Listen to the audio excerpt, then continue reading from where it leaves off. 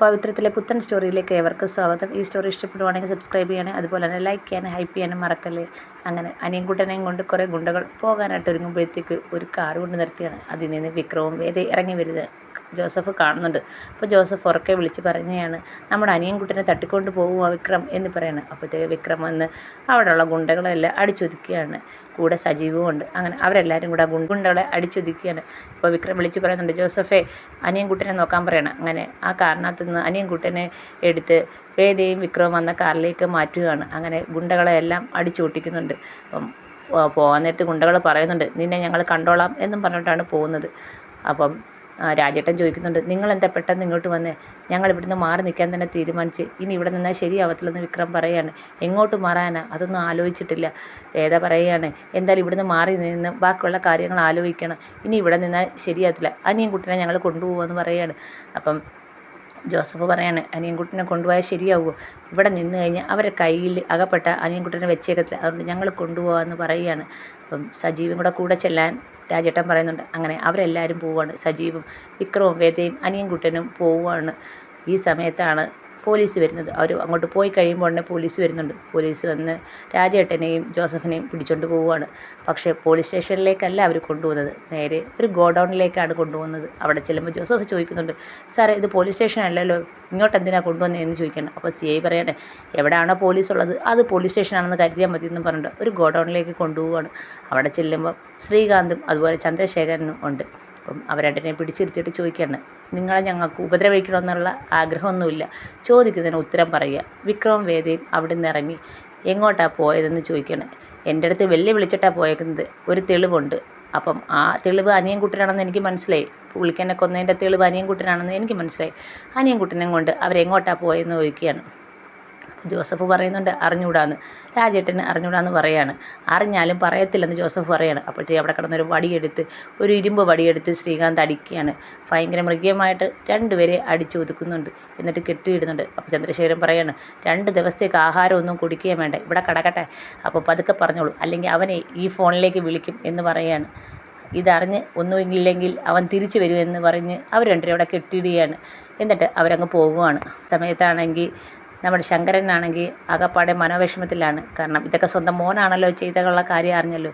അങ്ങനെ നമ്മുടെ മാഷിനെ വിളിക്കുന്നുണ്ട്. കമലമ്മ ഫോൺ കൊണ്ടു കൊടുക്കുന്നുണ്ട്. എന്താ സാറേ വിളിച്ചതെന്ന് ചോദിക്കുകയാണ്. അത് വേദയും വിക്രവും എൻ്റെ വീട്ടിലാണ് ഒളിച്ച് താമസിച്ചതെന്നുള്ള കാര്യം മാഷിനെ അറിയിക്കുകയാണ്.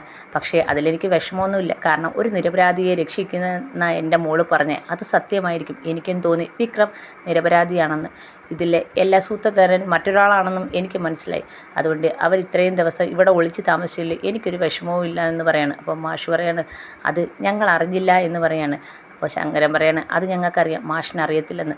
ഇടയ്ക്ക് കമലയെ കാണാൻ വന്നപ്പം വിക്രം എൻ്റെ കൂടെ ഉണ്ടെന്ന് മാത്രമേ വേദ പറഞ്ഞോളെന്ന് മാഷ് പറയുകയാണ്. അപ്പം ശങ്കരൻ പറയാണ്, അവരിവിടെയാണ് താമസിച്ചത്, ഇതിൻ്റെ പിന്നിലൊക്കെ എൻ്റെ മകൻ ശ്രീകാന്താണെന്നാണ് അവൾ പറയുന്നത്. അങ്ങനെയാണെങ്കിൽ അവൻ ശിക്ഷ കിട്ടുക തന്നെ വേണമെന്ന് ശങ്കരൻ പറയുകയാണ്. മാഷിനെ ശുചീന്ദ്രത്ത് വെച്ച് തട്ടിക്കൊണ്ട് പോയത് ശ്രീകാന്താണെന്ന് ഞാൻ ഇപ്പോഴാണ് അറിഞ്ഞത്. ഇതിൻ്റെയൊക്കെ പിന്നിൽ അവനാണെന്ന് ഞാൻ ഇപ്പോഴാണ് അറിഞ്ഞതെന്നുള്ള കാര്യം ശങ്കരൻ പറയുന്നുണ്ട്. അപ്പം മാഷ് ചോദിക്കുന്നുണ്ട്, അവരിപ്പോൾ അവിടെ ഉണ്ടോ എന്ന് ചോദിക്കണേ. അപ്പം ഇല്ല, അവരിവിടുന്ന് പോയിട്ടുണ്ട്. എവിടത്തേക്കാണ് പോയെന്നൊന്നും അറിഞ്ഞൂടാ, പക്ഷേ കൃത്യമായ തെളിവുമായിട്ട് തിരിച്ചു വരും. അവനെ പൂട്ടുമെന്ന് തന്നെ പറഞ്ഞിട്ടാണ് പോയേക്കുന്നതെന്നുള്ള കാര്യം ശങ്കരനാണെങ്കിൽ മാഷിനോട് പറയാണ്. എന്നിട്ട് ശങ്കരൻ പറയാണ്, ഇതെല്ലാം അടങ്ങിയിട്ട് വേണം ഇത്രയും നാൾ ഈ 2 കുടുംബങ്ങൾ തമ്മിൽ നഷ്ടപ്പെട്ടു പോയ സ്നേഹവും അടുപ്പവും വീണ്ടെടുക്കാൻ. അവരെക്കുറിച്ച് എന്തെങ്കിലും അപ്ഡേറ്റ് കിട്ടുകയാണെങ്കിൽ ഞാൻ അറിയിക്കാം മാഷിനും എന്തെങ്കിലും കിട്ടുകയാണെങ്കിൽ എന്നെ അറിയിക്കണമെന്ന് പറഞ്ഞ് ശങ്കരൻ വെക്കുകയാണ്. ഫോൺ വെച്ച് കഴിഞ്ഞപ്പോൾ കമലമ്മ ചോദിക്കുന്നുണ്ട്, എന്താ മാഷേ? അത് ശങ്കരൻ ആണ് വിളിച്ചത്, അവർക്കിപ്പം മനസ്സിലായി വിക്രം കുറ്റക്കാരനല്ലെന്ന്. അപ്പം കമല പറയാണ്, ആ ശങ്കരൻ സാറിന് മനസ്സിലായിട്ട് കാര്യമൊന്നുമില്ലല്ലോ. അപ്പം മാഷ് പറയാണ്, അതൊരു ജഡ്ജിയാണ്, ജഡ്ജിക്ക് കാര്യങ്ങളൊക്കെ വ്യക്തമായെങ്കിൽ പിന്നെ ബാക്കിയുള്ള കാര്യങ്ങളെല്ലാം താനെ നടന്നോളും. അവരുടെ ഒളിവ് ജീവിതം ഒത്തിരി നാളൊന്നും നീണ്ടു പോകത്തില്ല എന്ന് മാഷ് പറയുകയാണ്. ഇപ്പോൾ അവിടെ ഉണ്ടോ എന്ന് കമല ചോദിക്കുന്നുണ്ട്. ഇപ്പോൾ അവരവിടെ ഇല്ല, അവരങ്ങോട്ടോ പോയേക്കാണെന്നാണ് ശങ്കരൻ സാറ് പറഞ്ഞത് എന്ന് മാഷ് പറയാണ്. എന്തായാലും എത്രയും പെട്ടെന്ന് തന്നെ അവർ തിരിച്ചു വരും. ഇത്രയും നാൾ അവരുടെ വീട്ടിൽ തന്നെയാണ് ഒളിച്ചിരുന്നതെന്നുള്ള കാര്യവും മാഷ് പറയുന്നുണ്ട് കമലയെടുത്ത്. ഒക്കെ പോയി പറഞ്ഞിട്ട് കമലാമ്മ അങ്ങ് പോവുകയാണ്. അപ്പോഴും മാഷിരുന്ന് ആലോചിക്കുകയാണ്. മാഷാണെങ്കിൽ ശ്രീകാന്താണ് തന്നെ തട്ടിക്കൊണ്ടുപോയ കാര്യമൊന്നും കമലമ്മ എടുത്ത് പറയുന്നില്ല. അതിനുശേഷം വേറൊരു വീട്ടിൽ വിക്രവും വേദയും താമസിക്കുകയാണ്. കൂടെ അനിയൻകുട്ടനുണ്ട്. അപ്പം അങ്ങോട്ടൊരു വന്ന് ആരോ ബെല്ലടിക്കുന്നുണ്ട്. തുറന്ന് നോക്കുമ്പോൾ സജീവാണ്.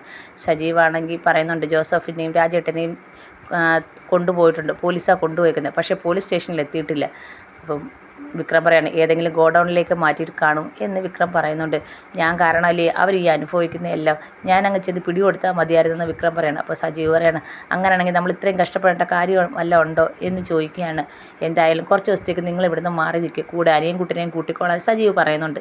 ഇടുക്കിയിൽ എൻ്റെ ഒരു അറിയാവുന്ന ഒരാളുണ്ട്, അങ്ങോട്ടേക്ക് പോയാൽ മതി, അവിടെ ബാക്കിയുള്ള കാര്യങ്ങളൊക്കെ ചെയ്തു തരും, പിന്നെ കുറച്ച് പൈസയും സജീവ് കൊടുക്കുന്നുണ്ട്. ഇതൊന്നും വേണ്ടാന്ന് പറഞ്ഞിട്ടും വിക്രത്തിനെ നിർബന്ധിച്ച് ഏൽപ്പിക്കുന്നുണ്ട്. എന്നിട്ട് ഒരു ഫോണും കൊടുത്തിട്ട് പറയാണ് രണ്ടുപേരുടെ ഫോണിൽ ഓണാക്കല്ലേ, ഈ ഫോൺ ഉപയോഗിച്ചാൽ മതി, ഈ ഫോണിലുള്ള സിമ്മ് എൻ്റെ അമ്മയുടെ പേരില്ല, അതിൻ്റെ പുറകിൽ വലുതായിട്ട് ആരും വരുത്തിയൊന്നുമില്ല, അതുകൊണ്ട് എന്തെങ്കിലും ആവശ്യമുണ്ടെങ്കിൽ ഈ ഫോണിൽ നിന്ന് എന്നെ മാത്രമേ വിളിക്കാവൂ, വേറെ ആരെയും വിളിക്കല്ലേ, എന്തായാലും ബാക്കിയുള്ള കാര്യങ്ങളൊക്കെ അവിടെ ഞാൻ അറേഞ്ച് ചെയ്തോളാം, രാത്രി 10 മണി കഴിയുമ്പോഴത്തേക്ക് നമുക്ക് ഇറങ്ങാം എന്നും പറഞ്ഞ് സജീവ് പോവുകയാണ്.